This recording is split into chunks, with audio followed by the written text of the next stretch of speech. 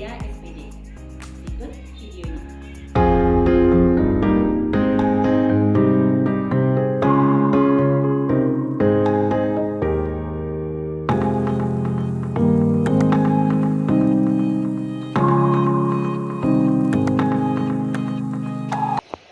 Oke, assalamualaikum Ibu Dahlia. Waalaikumsalam Bu Nana, ada yang bisa saya bantu Bu Nana?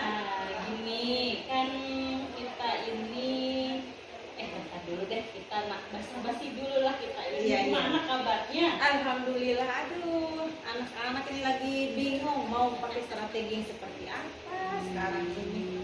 Ini lagi prepare nih. Iya, Mau mau masuk persiapan. kelas. Iya, ini lagi baca-baca dulu.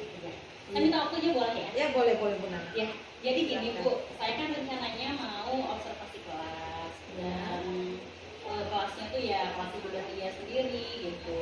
Jadinya sebelum saya masuk ke observasi, saya ingin kita pra-observasi. Pra-observasi ini di mana saya jadinya tahu Ibu ini nanti mau tujuan pembelajarannya apa, kemudian strategi apa yang akan disiapkan, kemudian bagaimana pengembangannya nanti di kelas. Jadinya pada saat observasi itu saya sudah punya apa ya namanya gambaran nanti di kelas itu Ibu nanti ngajarin seperti apa. Apa Bu ya? Apa-apa. Oke. Yang pertama nih Bu, saya mau tahu tujuan pembelajarannya itu. Tujuan pembelajarannya Ibu apa ini? Untuk pertemuan saya nanti tujuan pembelajarannya di sini nanti siswa mampu menemukan unsur-unsur berita seperti judul beritanya, kemudian teras berita sama isi berita, baik itu di berita media cetak, media online maupun audiovisual. Itu untuk tujuan pembelajarannya nanti. Oh iya, jadinya di sini nanti temanya itu adalah tentang berita Bu ya? Iya, tentang berita. Berita cetak Dan berita digital. Oh, berita digital. Iya. Nah, dari tujuan itu Bu, dari tujuan itu dan Ibu telah menganalisa kondisi anak-anak dan kondisi kelas itu, area pengembangan yang akan Ibu kembangkan di kelas Ibu nanti seperti apa? Yang baik Bu Nana, adapun untuk area pengembangan saya nanti, saya ingin membuat siswa untuk berpikir kritis atau bahasa kerennya itu critical thinking, Bu Nana. Iya, betul ya. Jadi nanti saya ingin menggali kemampuan berpikir siswa saya, terutama dalam hal menggali informasi yang ada dalam berita yang mereka simak atau mereka baca. Dan nanti saya rencananya mau diskusi kelompok. Nah, jadi dari tujuan dan area pengembangan ini nanti media yang dipakai itu apa sih? Untuk medianya, karena kan ada tiga media, jadi yang lebih saya fokuskan itu saya memanfaatkan media cetak. Di sini saya pakai koran aja Bu Nana. Bisa sih untuk memakai media digital, tetapi kan takutnya karena nanti berhubung di sekolah kami dilarang untuk membawa handphone. Jadi saya terapkan aja untuk media yang pakai yaitu untuk lebih fokus ke koran saja. Koran. Biasanya kan anak-anak sekarang mungkin jarang ya tahu nama koran ya, karena kan memang paling nonton HP, TV, betul sekali. Bahkan mungkin kalau radio mungkin hampir nggak ada yang pernah dengerin radio sekarang. Iya, jarang kan gampang kita dapat. Memang sekarang buat meningkatkan literasi mereka, literasi membaca mereka itu mungkin saya setuju sih Bu pakai media cetak aja dulu koran biar anak-anak kenal, paham ya. Dan yang terakhir Bu, ini strategi yang dipersiapkan. Jadi strategi yang saya siapkan di sini karena nanti kan mau diskusi kelompok. Jadi tutur sebaya. Jadi nanti beberapa siswa yang dianggap memiliki kemampuan lebih dari temannya, saya akan bagi sebar ke masing-masing kelompok, biar nanti ya setidaknya anak-anak yang agak menonjol itu ya sedikit banyak bisa membantu saya juga dalam menjelaskan tentang terkait materi apa yang akan dilakukan atau kegiatan apa yang dia akan dilakukan dalam diskusi kelompok nanti. Karena kadang juga anak-anak cenderung malu bertanya ke kita sebagai guru. Ya, mereka lebih mending bertanya ke teman sendiri gitu. Iya. Jadinya ibu siapkan kelompok, nanti akan membentuk kelompok Iya, nanti iya. kooperatif learning ya, Iya. kooperatif learning dengan tutor teman sebaya. Nah di situ mungkin jadi nanti anak-anak akan muncul kerjasamanya dan sebagainya ya. Iya. Jadinya tujuan sudah, pengembangan juga, strategi juga sudah, medianya juga sudah, jadinya udah siap tapi ya ini Insya Allah RPP dan sebagainya sudah siap. sudah. Terus Tinggal tunggu Ibu Nana masuk kelas nanti. ini rencananya nanti kira-kira ibu jamnya hari apa ya? Saya ada jam hari Jumat Sabtu lagi. Sabtu. Iya. Sabtu mungkin hari Sabtu bisa Oh, Bu, ya. boleh Bu Nana. Jam berapa itu? Jam keempat 3:04. Jam 3:04 kira-kira jam Setengah 9. 9. Oke, jam 9. Saya lihat dulu. Iya. Oke, hari Sabtu Bu ya. Baik, Hari baik. Sabtu tanggal Siap. 4 jam setengah 9 saya akan mengadakan observasi di kelasnya. Mohon disiapkan, apakah sudah disiapkan, dan semoga nanti anak-anak di kelas sesuai dengan apa yang sudah Ibu harapkan. Amin. Semoga saja tidak ada halangan di tengah jalan. Amin. Doakan semoga lancar. Amin, amin. Baik Bu, silakan dilanjutkan Bu. Iya, Ini, makasih, Bu Nana. makasih banyak waktunya. Iya, terima kasih Terima kasih. kembali. Ya, assalamualaikum. Waalaikumsalam warahmatullahi wabarakatuh.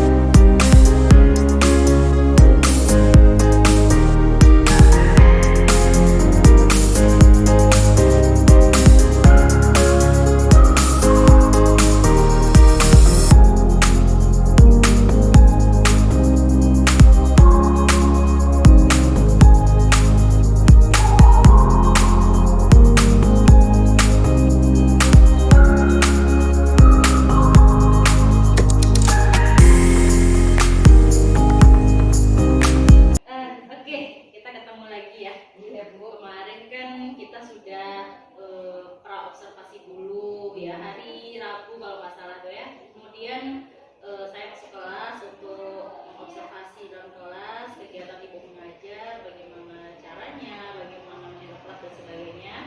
Dan kali ini waktunya kita pasca observasi. Dan untuk pasca ini mungkin nanti kita bisa diskusikan banyak hal, mulai dari mungkin permasalahan ibu, kemudian bagaimana anak-anak, banyaklah. Jadinya gimana nih perasaannya sudah observasi kemarin? Alhamdulillah sejauh ini sudah lega Bu. Banyak juga pengalaman-pengalaman atau masukan-masukan yang membuka wawasan saya sebagai guru dari ibu sendiri tentunya.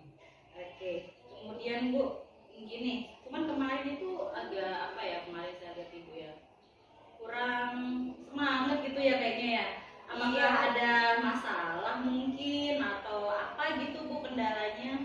Ya banyak, jujur Bu banyak sekali dan sering saya hadapi masalah. Contohnya tentang keaktifan siswa saya, kemudian kehadirannya juga Bu. Terutama waktu saya melakukan kegiatan diskusi kelompok di KBM itu sangat mempengaruhi, terutama untuk kehadirannya. Jadi kan masih ada rasa apa ya, bergantung ke temannya yang lain untuk diskusi kelompok itu. Apa namanya, mereka merasa sedikit minder karena apabila ada temannya yang mereka andalkan itu tidak hadir. Terus antusiasnya juga demikian. Masih banyak siswa juga yang apa ya, menurut saya masih takut untuk bersuara, mengeluarkan, menyampaikan ide-ide mereka. Padahal saya sudah melakukan saya sudah menyebarkan siswa-siswa di situ sama memakai metode tutor sebaya itu, tapi masih saja ada yang masih banyak istilahnya yang kurang aktif dalam kegiatan belajar. Jadinya sekarang ini yang akan kita bahas itu masalah aktivitas siswa, ya, kemudian kehadiran. Karena memang kemarin saya lihat memang banyak yang tidak hadir memang juga ya kemarin kehadiran, kemudian juga walaupun sudah memakai strategi kooperatif kemarin kalau nggak salah Bu ya, cuman tetap anak-anak masih ada saja yang pasif juga. Jadinya itu yang akan kita bahas sekarang Bu ya. Iya Bu. Nah terus gini Bu, kira-kira kalau permasalahan seperti itu, untuk masalah kehadiran dulu, apa kira-kira permasalahan yang menyebabkan kehadiran siswa itu semakin menurun tiap harinya? Baik, sejauh ini padahal saya juga udah koordinasikan ke wali kelasnya, terus wali kelas juga udah koordinasi ke guru BK-nya. Ternyata setelah guru BK dan wali kelasnya melakukan home visit atau kunjungan rumah, kebanyakan siswa itu mereka ikut orang tuanya berladang. Kan sekarang lagi musim apa namanya, musim tanam itu. Jadi banyak siswa saya yang ikut orang tuanya berladang, mereka bantu orang tuanya. Jadi mereka lebih mengedepankan bantu orang tua daripada datang sekolah. Padahal sebenarnya itu bukan kewajiban mereka sih sebenarnya. Dan orang tuanya sendiri juga mengiyakan apa keinginan dari anaknya. Iya, itu yang kendalanya.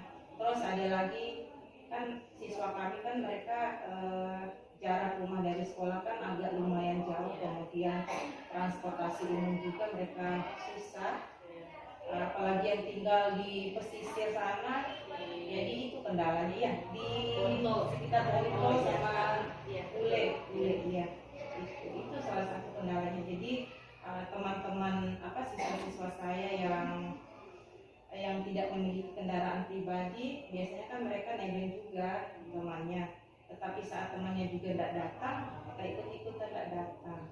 Hanya kendala-kendala. Baik, itu dari kehadiran Bu ya. Kemudian dari keaktifan siswa, atau mungkin siswa itu kurang semangat mungkin ya. Kira-kira nih masalahnya itu apakah ada dari siswa atau mungkin dari ibu juga mungkin? Kira-kira apa nih masalahnya Bu? Ya menurut hasil refleksi diri saya sendiri sih Bu, mungkin dari saya juga sebenarnya, karena saya monoton melakukan sistem metode pembelajaran itu hanya ceramah saja kan, walaupun sebenarnya saya ceramah itu untuk membangkitkan semangat siswa untuk mau berani mengeluarkan ide, mengeluarkan pendapat. Salah satunya dari saya sendiri mungkin Bu ya, karena saya tidak terlalu bervariasi menggunakan metode pembelajaran. Misalnya media pembelajaran juga yang saya pakai kayak kemarin kan saya hanya memanfaatkan media koran kan yang kalau saya pikir setelah saya melakukan KBM itu dan menerima masukan dari ibu juga, saya mikir mungkin lain kali saya bisa menggunakan LCD biar kekinian juga Bu ya tentang IT-nya. Jadi ya dari saya untuk media pembelajaran sih menurut saya Bu ya. Jadi selain siswa itu sendiri yang masih kurang berani untuk mengungkapkan pendapat mereka, dan ya, mungkin itu Bu.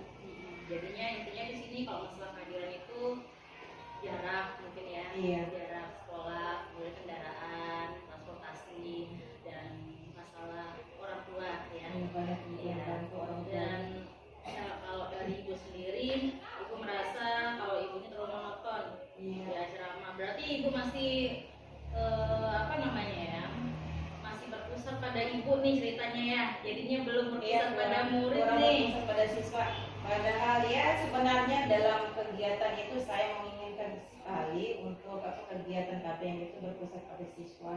Tapi jujur Bu ya, dari keadaan siswa kami juga kan lebih cenderung apa namanya, istilahnya kan sekolah yang di pinggir ini, jadi keadaan siswanya itu dari apa namanya, dari kalangan menengah ke bawah, otomatis mempengaruhi juga kan pola pikir mereka. Jadi apa namanya, critical thinking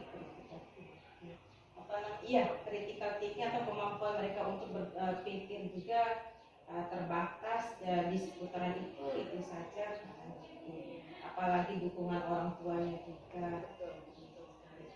Nah, sekarang kan sudah tahu nih Bu ya, permasalahannya itu apa, kemudian akar masalahnya itu dari siswa maupun dari ibu juga. Terus apa yang akan ibu lakukan untuk mengatasi masalah tersebut? Masalah kehadiran, kemudian keaktifan siswa. Baik, kalau untuk keaktifan dulu Bu ya, mungkin nanti saya akan merubah dari metode ceramah saya. Nanti saya akan coba merubah menjadi metode apa namanya, yang pembelajaran berpusat pada siswa, di mana mungkin saya nanti akan apa namanya, banyak berusaha untuk menciptakan media pembelajaran yang bervariasi.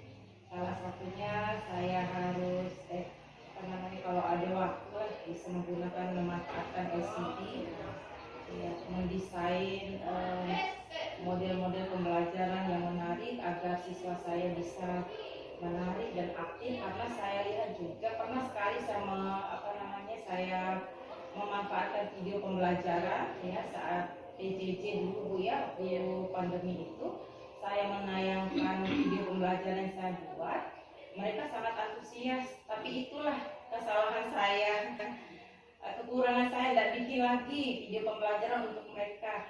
Yang kalau saya lihat di situ mereka sangat antusias dan menarik terhadap materi pembelajaran yang kita suguhkan. Dimana saat itu juga saat itu Bu ya, saat saya menggunakan video pembelajaran, anak-anak lebih cepat nangkap. Padahal saya hanya menayangkan videonya aja, materi pembelajaran melalui video. Jadi apa, salahnya saya tidak saya ulang-ulang terus dengan memanfaatkan video pembelajaran media pembelajaran bervariasi. Cuman kemarin pas ibu turun observasi itu kan saya hanya menggunakan media koran saja, tidak saya pajang. Yang harusnya sih walaupun saya memanfaatkan media koran, harusnya saya juga bisa menampilkan di layar LCD seperti halnya saya menampilkan video pembelajaran ini. Iya betul Bu, karena kan kita berkaca dari kondisi murid-murid kita yang berbeda. Ada yang sukanya baca, ada yang cuma sukanya mendengar ya. Kemudian gaya belajarnya beda-beda Bu. Ada yang sukanya itu nonton video, karena mereka lebih tertarik mungkin dengan video-video bergerak dan gambar-gambar bergerak gitu. Anak-anak tuh suka, apalagi kemarin kelas 7 ya Bu ya. Iya. Anak kelas 7 itu kan cenderung masih ya, masih ke bawah itu. Iya. SD-nya itu sukanya yang lucu-lucu, sukanya yang kartun-kartun gitu Bu. Mungkin bisa dimanfaatkan seperti itu. Kemudian untuk kehadirannya Bu, gimana cara Ibu? Kalau untuk mengatasi? Iya, kalau untuk kehadiran saya juga awalnya saya ketahui kehadiran atau apa namanya, aktif atau tidaknya siswa untuk hadir itu saya selalu absen kan Bu. Tapi dari situ saya melakukan koordinasi ke wali kelasnya. Kebetulan itu Ibu Nani juga wali kelasnya. Saya kasih tahu bahwa ada beberapa siswanya yang tidak hadir, yang sering tidak hadir pada jam saya. Kemudian Ibu Nani melakukan koordinasi juga ke guru BK. Selain Ibu Nani sebagai wali kelas, saya juga sebagai guru mata pelajaran di situ juga berkoordinasi ke guru BK. Dalam alhamdulillah kemarin ada respon dari guru BK, udah sering juga mereka turun, bukan hanya di kelas 7 saja sih, seluruh siswa yang jarang hadir tersebut. Jadi fokusnya kalau untuk saya lihat kemarin untuk guru BK dan wali kelas itu mereka fokus ke siswa yang jarang hadir tersebut. Terus pada saat visit itu hanya wali kelas dan guru BK. Ikut nggak? Atau Kalau saya udah bisa ikut gitu saat itu. Kebetulan ada anak kecil jadi nggak bisa ikut turun. Tapi kalau udah ada wali kelas sama guru BK-nya kan mewakili gitu sebagai wali kelas sebagai guru mata pelajaran di kelas tersebut. Jadinya intinya di sini mungkin ibu lebih bisa melihat kolaborasi ya. Iya. Terus mungkin bisa ditambahkan juga orang tuanya mungkin pendekatan mungkin atau bagaimana gitu Bu ya nanti. Saya sebagai guru kan. Tinggal kolaborasi aja dengan wali kelas, dengan BK, kemudian siapa tahu juga ibu kan punya nomor HP orang tuanya mungkin kedekatan hubungan dia di luar sekolah kan siapa tahu bisa dimanfaatkan juga seperti itu.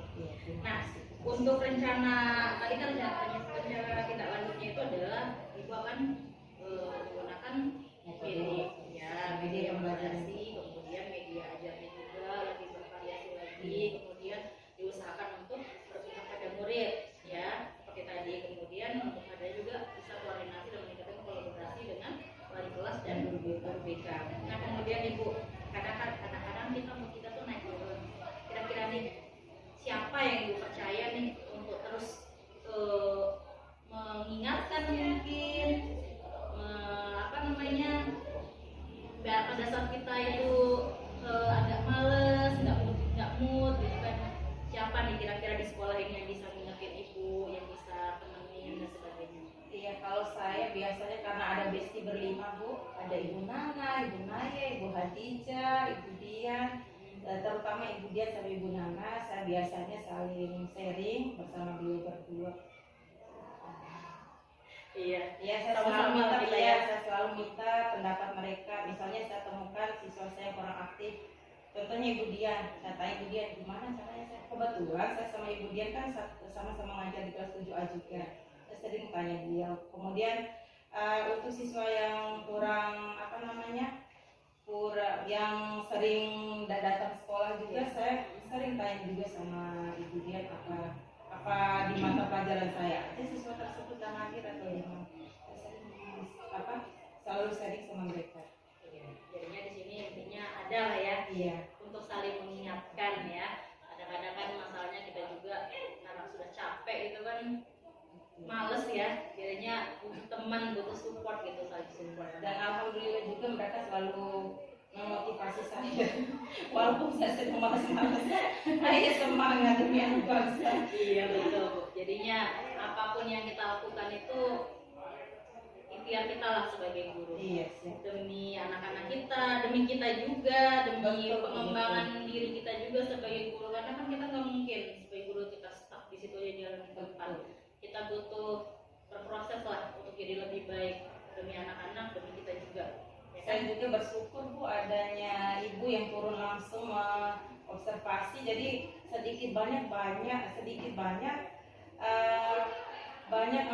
masukan-masukan yang menurut saya selama ini cara ngajar saya sudah benar, cara ngajar saya sudah ada lah istilahnya. Tapi ternyata setelah saya ketemu sama Ibu Nana, ada beberapa masukan dari ibu membuka wawasan saya, pengetahuan saya seperti apa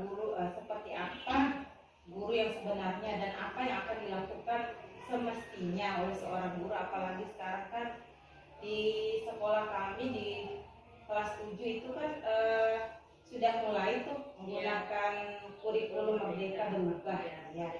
Jadi sedikit banyak saya terbantu juga saat ibu turun observasi kemarin, terutama tentang itu. Ternyata masih banyak kekurangan yang saya terapkan sebagai guru dalam kurikulum Merdeka Belajar ini. Intinya kita saling mengisi aja Bu, kita berkolaborasi saja ke depan, untuk saat ini dan ke depannya kita sama-sama. Kalau misalnya ibu dari nggak tahu bisa nanya ke saya atau mungkin teman-teman yang lebih juga sebaliknya. Baik Bu, mungkin cukup untuk pasca kita hari ini. Semoga rencananya tadi itu bisa tidak lanjuti dengan segera, biar anak-anak juga semangat belajar lagi, kehadirannya juga bisa maksimal, karena kan kehadiran itu poin penting juga.